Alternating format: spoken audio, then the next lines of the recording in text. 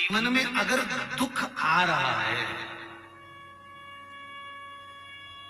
जीवन में अगर दुख आ रहा है और वो दुख धीरे धीरे कर कर अगर कट रहा है, वो दुख धीरे धीरे कर कर समाप्त हो रहा है,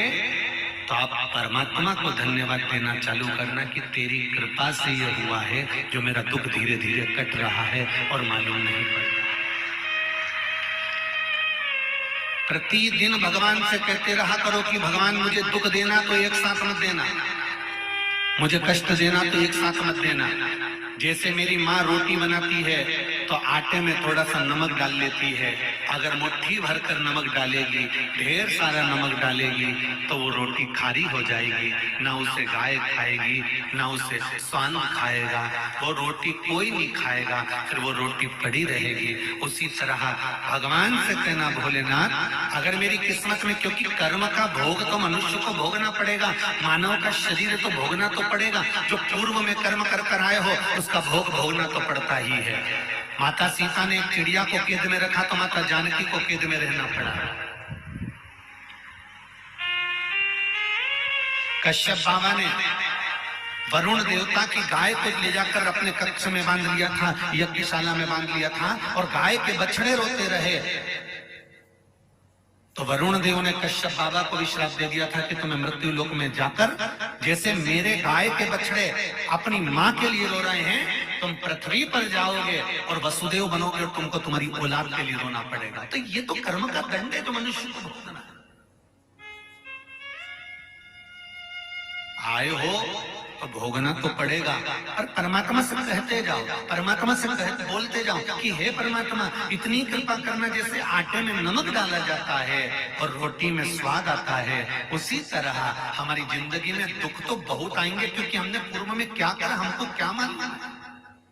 हम क्या क्या कर्म कर कर आए ये हमें ज्ञात थोड़ी ना। इसलिए परमात्मा एक काम करना, अगर दुख देना तो एक साथ मत देना, तकलीफ देना तो एक साथ मत देना, कष्ट देना तो एक साथ मत देना, आटे में नमक के बराबर थोड़ा थोड़ा दुख डाल डाल कर देते जाना, तो हम उसको झेलते जाएंगे, हम उसे झेल कर समाप्त करते जाएंगे। और तू अगर एक साथ दे देगा तो हमसे झेला नहीं जाएगा।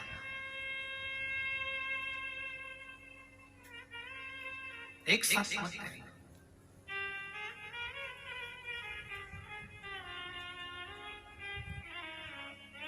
महाराज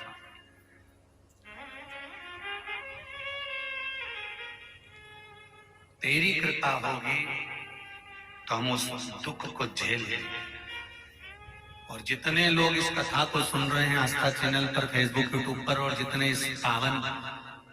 1, 2, 3 और 4 पंडाल में बैठकर आप लोग जो कथा का रसपान ग्रहण कर रहे हैं, बड़े ध्यान से सुनना कि दुख को अगर परमात्मा देता है तो दुख झेलने की सामर्थ्यता भी परमात्मा ही देता है, कोई दूसरा नहीं दे सकता।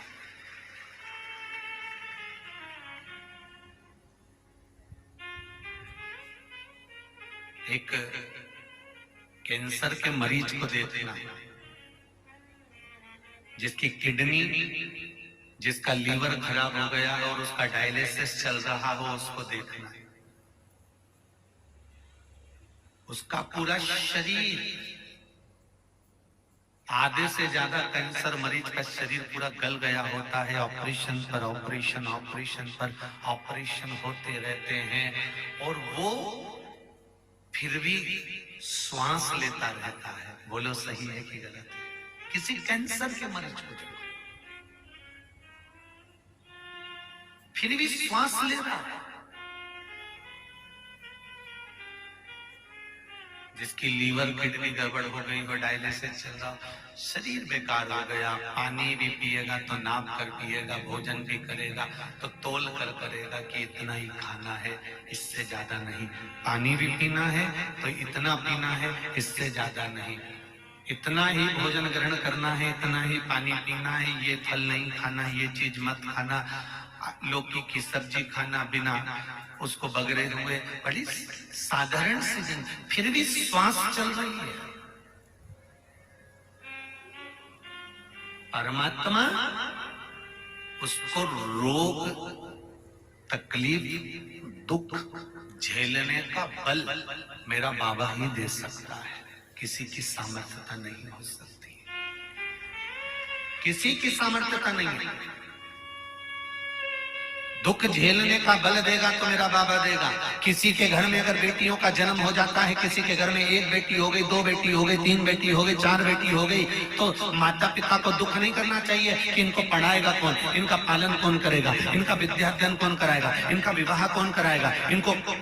पढ़ाएगा कौन, इनको आगे कौन बढ़ाएगा, इनको निभाएगा कौन। अगर तुम्हारे घर में बेटियों का जन्म हुआ है तो एक बात का स्मरण हमेशा रखना कि परमात्मा जिसके घर में बेटी देता है तो उस